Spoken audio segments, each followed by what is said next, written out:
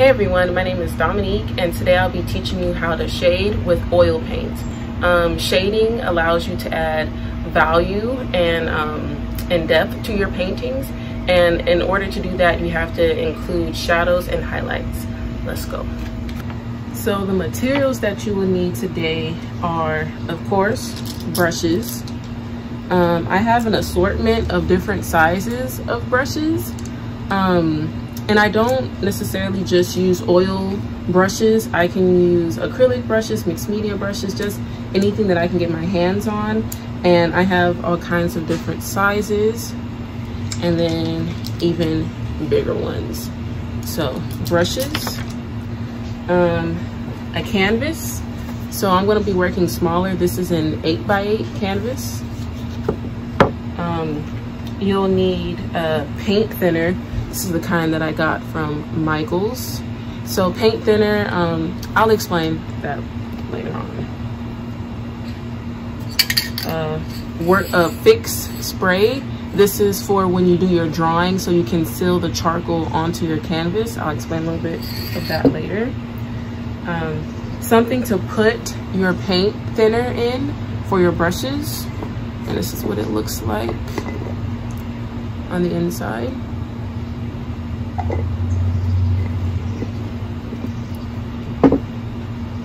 And so this is linseed oil. I don't know if you can see that, but this is linseed oil, and that helps you kind of like smoothen out your oil paint a little bit. Shop towels. You can use paper towels, you can use an old shirt. I just prefer shop towels. They're more absorbent. And of course your paints. So you'll see that I have like an assortment of like reds, oranges, yellows, and everything like that. That's for the paint, the flower that we'll be painting today.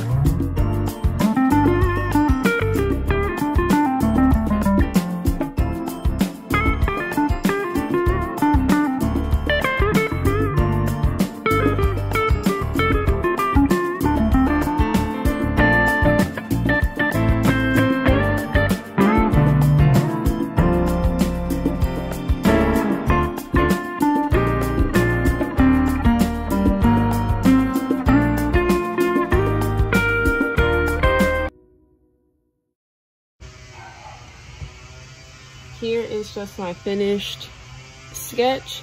It's gonna look better once I put paint on it, but just a few tips on how to draw flowers. Every petal isn't the same, so every petal has a different shape. So I made sure to kind of incorporate like those irregular lines, you know, the squiggles of like the actual like folds of the flower, and just a little quick sketch so you can see what you're doing. Okay. So the next step after you finish your sketch is actually to spray it with this workable fixative. So this, once you spray this on the canvas, it actually seals in your marking of your graphite. Now the reason why this is important is because if you don't spray this on here and seal it, the charcoal will actually start to mix with the paint once you start putting on the paint, and you won't see the markings. You will no longer have your drawing or your illustration on the canvas. So I actually already started spray painting, but I forgot to record. So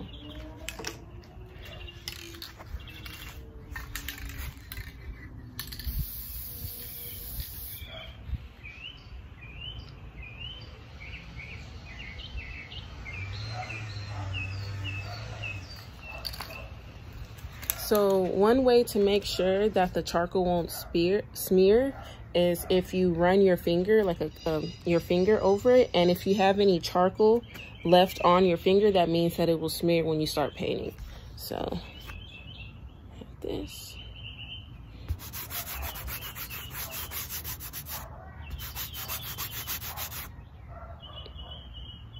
So it should be fine now. So this next step is called an underpainting. I like doing underpaintings because it helps you map out your values. Underpaintings are when you do like a thin layer of paint. Most of the time it's monochromatic, but you could do it in color as well. But it's monochromatic, and you get to see the values in your painting before you put on full color. So that's what I like to do. One thing that I forgot to include was your palette. So this kind of palette is a reusable paper palette. I use this because I'm terrible at cleaning up my mess afterwards. So once you're done with it, you can just take off this paper and then start again. So there's like multiple sheets. I think this one started off with like 50 sheets. So yes, your palette is a must. So I start with, the color I use for mine is Burnt Sienna. This one's almost gone, but Burnt Sienna.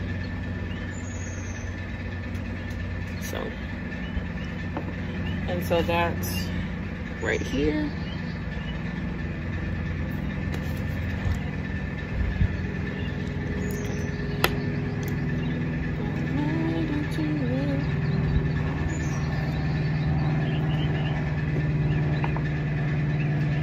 And so what I do is that I get a little bit of the paint thinner, put it on my brush, put it on here, and then swish it around to make sure that it's really thin, almost to where it's like water.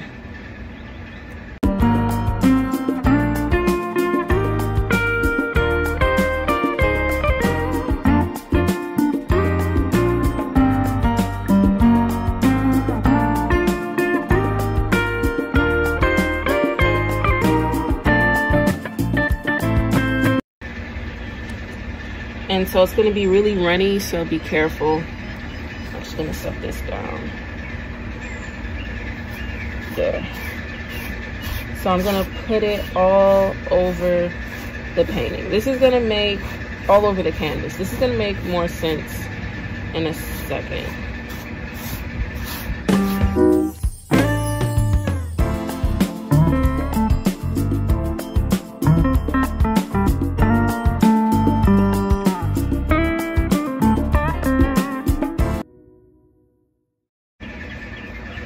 And as you can see, you can still see the painting, or not the painting, the drawing underneath it.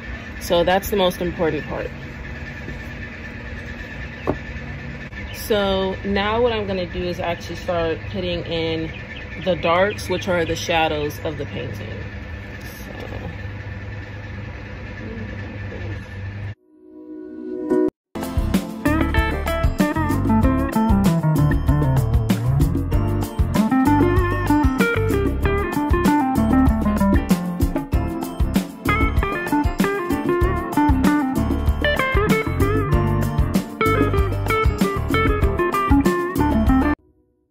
So important note is that what I laid on before, all this is a middle tone.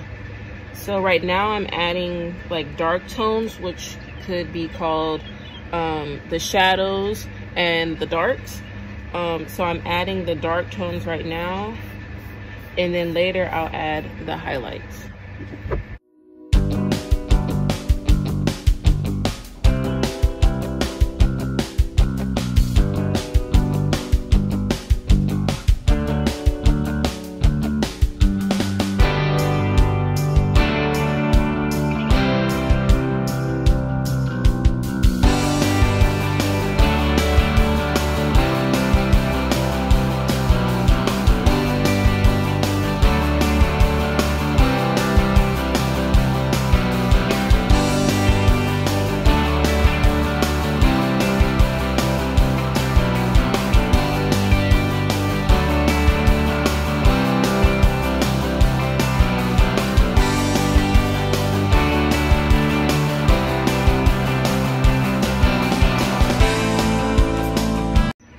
So here are the darks mapped out on the underpainting. So you can see that here, actually let me add it to be a little bit darker.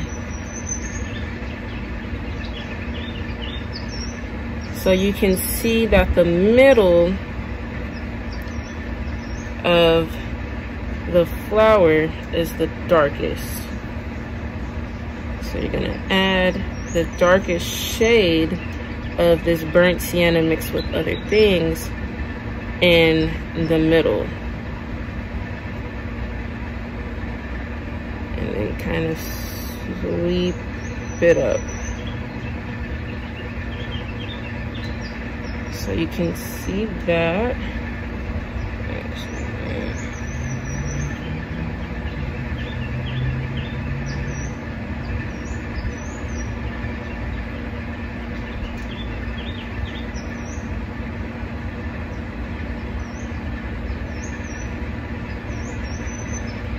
See that it's the middle and it's the darkest, just like in the reference photo. So now my favorite part is to do the highlights. So for the highlights, you would get a small piece of your shop towel, just tear off a little piece about this size, and then just kind of fold it up to where you have a little peak of it. Dip it into your mineral spirits, just so it's like a little bit like this. And then, so on the places where it's supposed to be the lightest value, you actually remove the thin layer of paint from it. So so for the shadows, you add, and then for the highlights, you subtract, you reduce. So I'm going to go like that.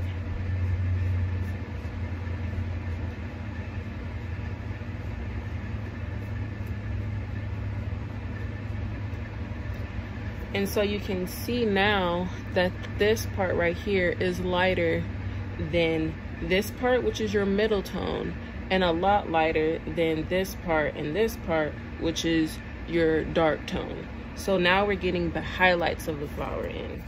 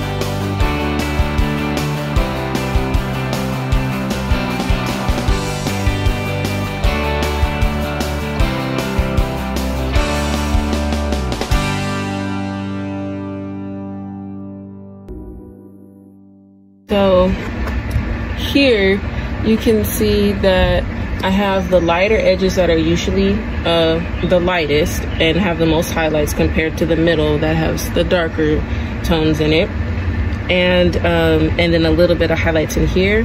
And so now I'm just going to do a few touch-ups.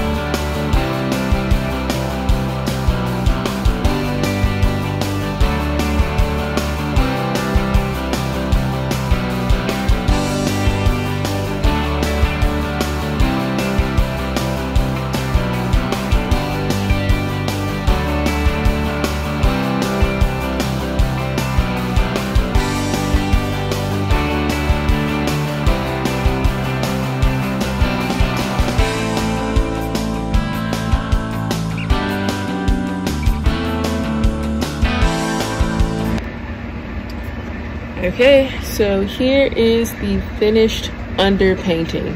Now, some people might like to further this and further the details and everything like that, and then just leave it as this, like a monochromatic painting.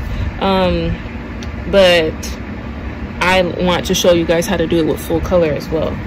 But so yeah, so you get kind of like a map or a guide of how to lay on the color. It prevents you from having to go through like so much of a struggle trying to figure out like what tone to get when it comes to your color. So this is like the main reason why I do it. I don't always do an underpainting, but for most of them I do, especially if it's like a very very colorful painting, then I will definitely do an underpainting.